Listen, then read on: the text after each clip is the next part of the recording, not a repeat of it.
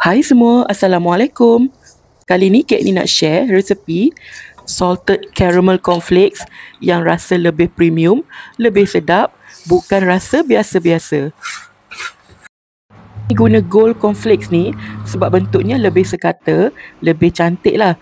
And then rasa dia lebih crispy. Beli pack yang ada 50 gram free ni. Tapi kalau tak ada pun, tak apa sebab 50 gram saja. Resepi ni tetap menjadi. Bahan rahsia yang menyedapkan caramel cornflake ni ialah Horlicks, atau kalau korang nak bajet boleh guna susu tepung je. Korang tabur saja Horlicks tadi dekat atas cornflakes. Lepas tu bakar sekejap cornflakes tu selama 15 minit supaya dia lebih garing. Sukatan bahan-bahan lain saya bagi dalam gram. Janganlah derhaka nak kurangkan gula lah, nak kurangkan ni lah, dan guna gula caster. Tolong jangan derhaka ya, nanti jadi macam student-student Cairo Aming. Kak ni juga share tips macam mana nak buat caramel tu. Sebab ramai cakap bila buat caramel tak menjadi. Ada kata gulanya tak hancur, gulanya hangus. So Kak ni dah tunjuk kat sini step by step. Korang ikut saja, baca saja description yang Kak ni dah tulis dekat video tu.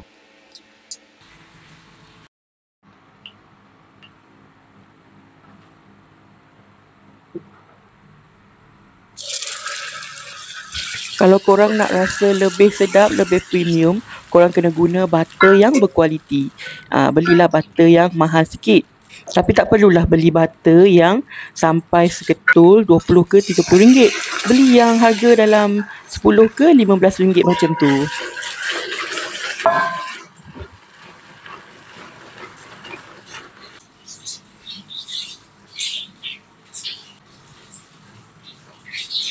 Ramai yang kata bila dah buat caramel cornflakes ni, dia orang punya cornflakes cepat lemau.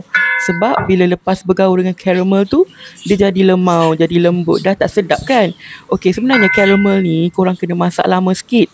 Sebab dalam krim dan juga butter tu, dia ada sedikit kandungan air. Jadi korang masak lama tu, dia akan keringkan kandungan air dalam krim dan juga butter tu. So korang masak sampai caramel tu sedikit pekat, nampak pekat, likat, bertali tu, dah siap lah tu caramel korang.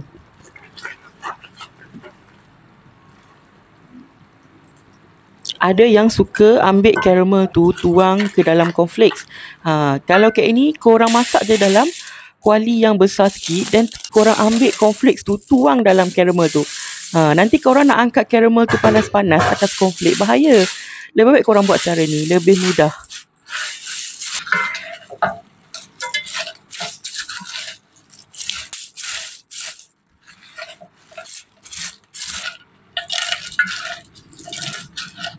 Guna 2 sudip ya, baru senang nak kacau caramel ni. Kena kacau sampai betul-betul rata dan juga semua caramel tu menyelaputi cornflakes.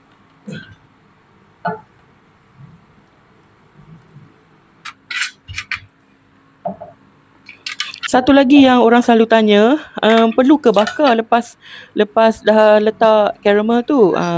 Sebenarnya kalau korang nak makan terus atau nak habiskan dalam masa 2 ke 3 hari sahaja, tak perlulah bakar. Masuk saja dalam balang yang betul-betul rapat lepas dah sejuk tu. Tapi kalau korang let's say nak makan lagi 2 minggu masa raya nanti, korang bakarlah sekejap, biar caramel tu kering sedikit dan dia melekat elok dekat cornflakes. Bakar pun tak lama, sekejap saja, dalam lebih kurang 5 minit macam tu.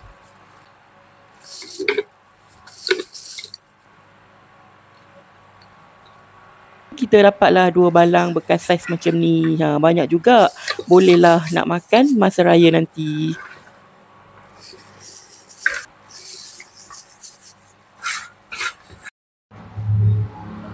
Okey, jangan lupa try resepi ni dan jangan lupa klik komen, like, share dan save video ni.